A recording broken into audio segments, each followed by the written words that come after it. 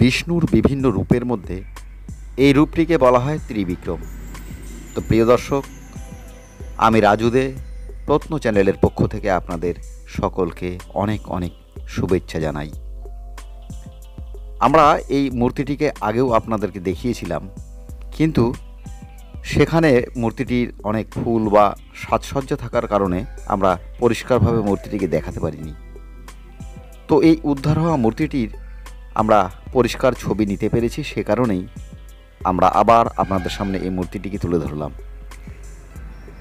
আমরা সে সময়কালে যখন এই মূর্তিটি আগে একবার দেখিয়েছিলাম, তখন সংক্ষেপে কয়েকটি কথা বলেছিলাম।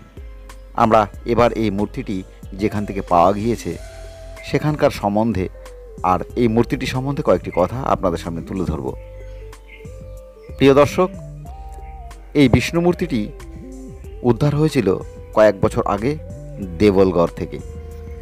দেবলগড় মানে নদিয়া জেলার গাগনাপুরের খুব নিকটেই দেবগ্রামে একটি প্রাচীন প্রত্নস্থল, এবং সেখান থেকেই এই ত্রিবিক্রম বিষ্ণু মূর্তিটি মাটি কাটবার সময় সেখানকার যে শ্রমিকেরা ছিল তারা উদ্ধার করে এবং মূর্তিটি তাদের গ্রামে নিয়ে যায়।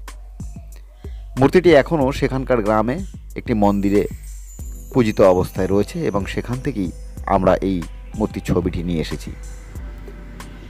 এবং এই মূর্তিটিকে আমরা পরিষ্কারভাবে দেখতে পাবার দরুন খানিক আমাদের যে প্রকার ইতিহাসের দৃষ্টিতে দেখা দরকার, মানে আপনি তাকে গবেষণাও বলতে পারেন, আমরা সেটা খানিকক্ষণ করতে পেরেছি।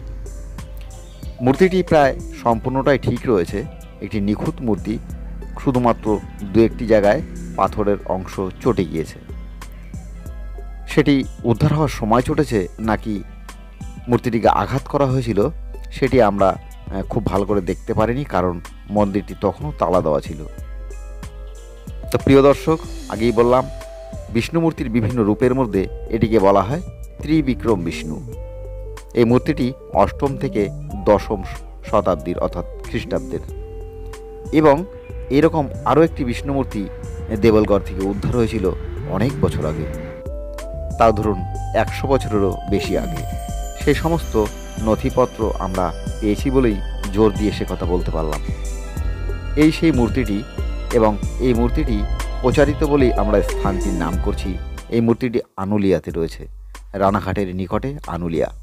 এবং আগের যে মূর্তিটি ত্রিবিক্রম মূর্তিটি দেখালাম, সেই মূর্তিটি কোথায় আছে আমরা জানলাম না, কারণ মূর্তিটি নিরাপত্তার কথা মাথায় রেখে।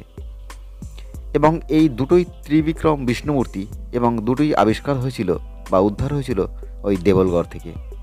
সেক্ষেত্রে আপনারা বুঝতে পারছেন যে 8ম থেকে 10ম শতাব্দীতে দেবলগড় একটি উন্নতির চরম শিখরে পৌঁছে গিয়েছিল।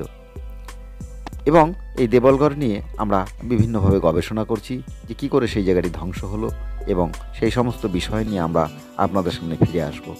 আপনারা অবশ্যই লক্ষ্য রাখুন।